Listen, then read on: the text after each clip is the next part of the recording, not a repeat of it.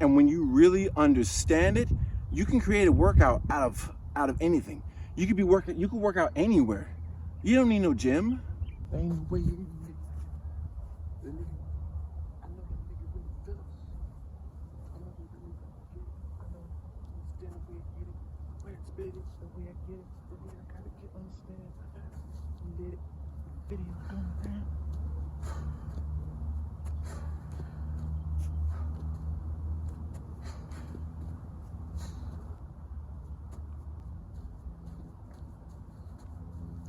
Just run around.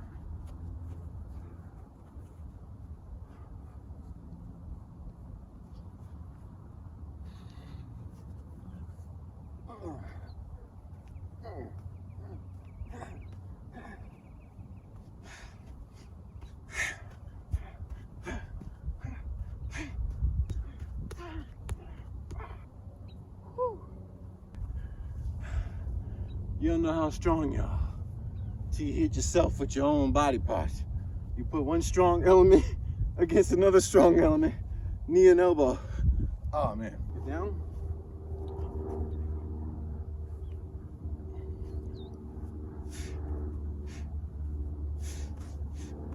You wanna be gangster, you go fast, go.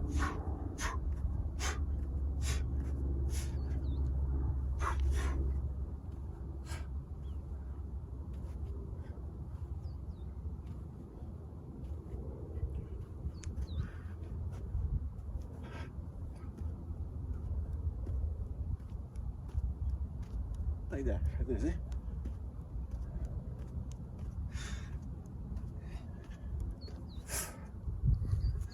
This isn't the only way to get your body warmed up, but the point of warming up is basically to get your whole body limbered up in a light, low impact manner to get you ready to actually work out. Here's another one, horse stance. You find your fitting, whether you want to be close or wide, this requires more flexibility. Find that sweet, easy spot where you feel like you could hold 90 degrees down and hold that. This is a warm up. Doesn't have to be the actual exercise, just warm up, you know? Just sit there for a second. And if you wanna jazz it up, you know, go up and down a little bit. But the point is to hold that. That's supposed to be our warm up, you know? And maybe someday when you're ready, you can implement this. Maybe it's too much for some though. Start where you can. Work your way up. This is like a stretch.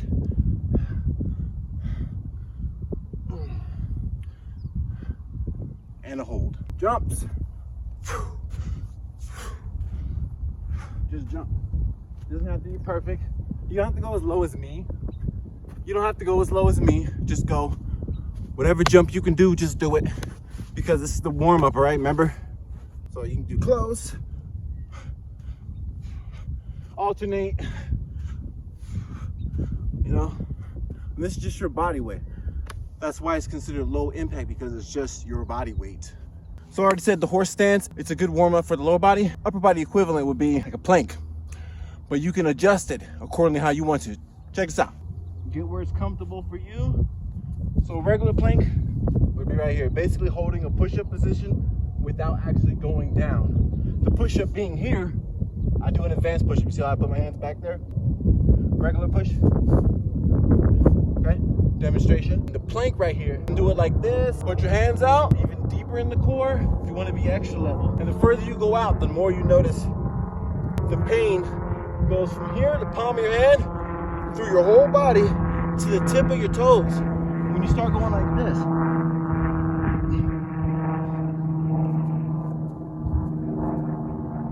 Gets too hard, come back up.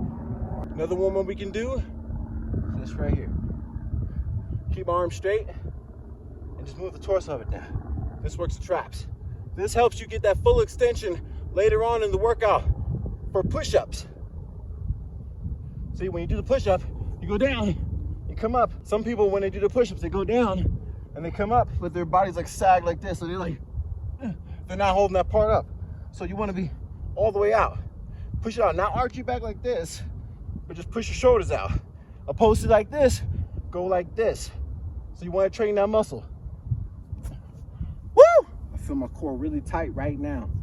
It's really, really tight.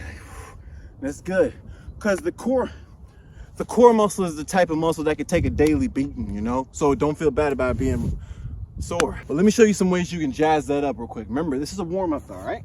So if it's too much for you, don't do this.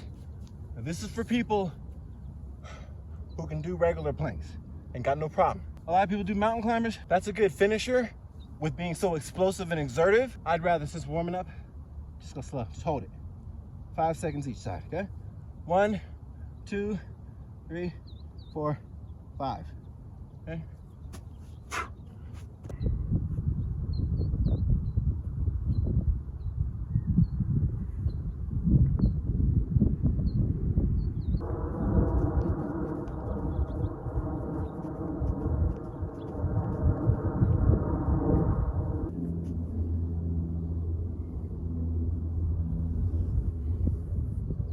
The next part is the stretching. I still consider that deeply part of the warm-up, because in my mind, I want to stretch the muscles before putting them under some serious work.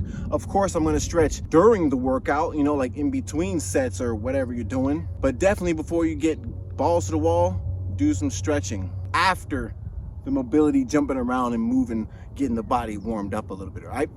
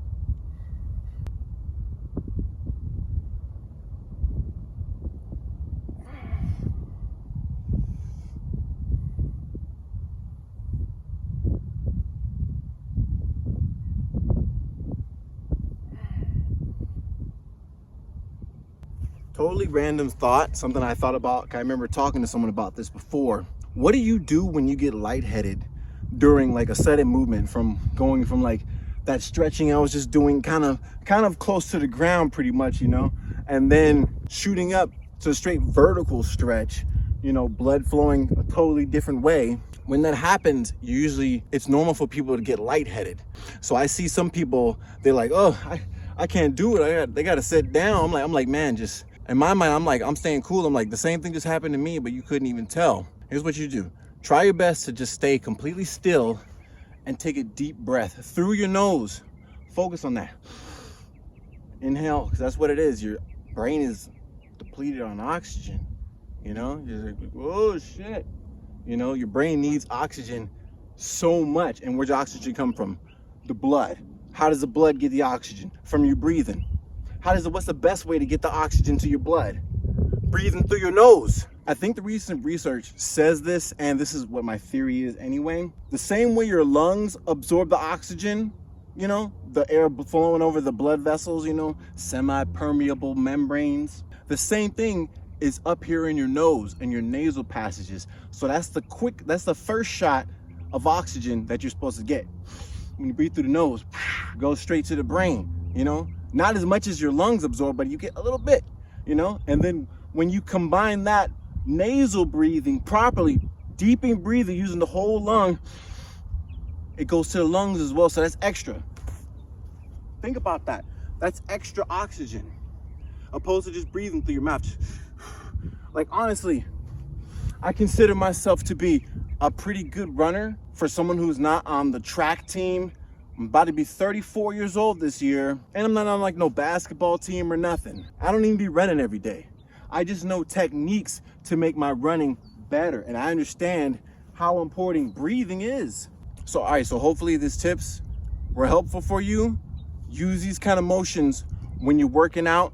You can switch it up and make it whatever kind of variation you want to. That's the freedom of fitness, health and fitness. When you really wrap your mind around it, and when you really understand it, you can create a workout out of anything. You could work out anywhere. You don't need no gym. So first tip, move the body, warm the body up. Then second tip, stretch. Do that before you work out to get the best workout. Take my advice. I've been working out for years. Like I said, I'm about to be 34, and I know plenty of 21-year-olds. I can outdo push-ups. And I'm talking about body weight. I'm talking about like lifting a whole bunch of weight. I'm talking about just endurance and being in good shape, you know, unless you're on a football team. Those are the only dudes that keep up with me. Football team, basketball team, like athletes, actual athletes. So go ahead and subscribe and hit the like button too. Peace.